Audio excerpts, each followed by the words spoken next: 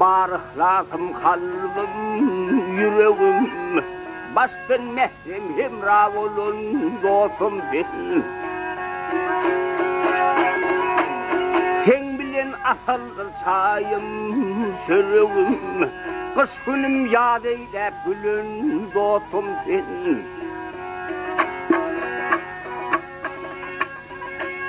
Sen bilen bir kuşat merdem bilimi, kuvonurdum görür gözüm ilimi, kuvonurdum görür gözüm ilimi. Sen bilen ansırdım aydın yolumu, gün kimi suğlasın salın dostum dedim.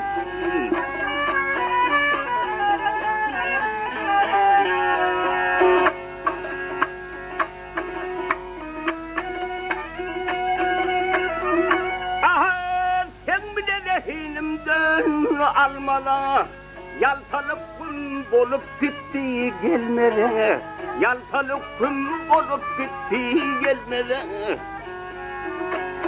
Sen bilen nur çaya ay hem yılmalı, her işte himayet kılın dostum benim.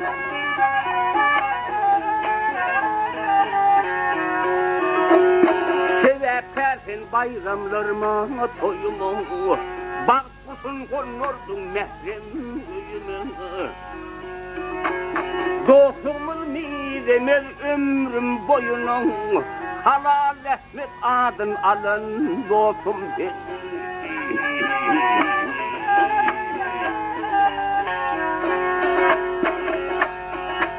Dostumuz midemez ömrüm boyuna, her işte himayet kılın dostum benim. Halal Ahmet adın alın dostum sen, dostum sen.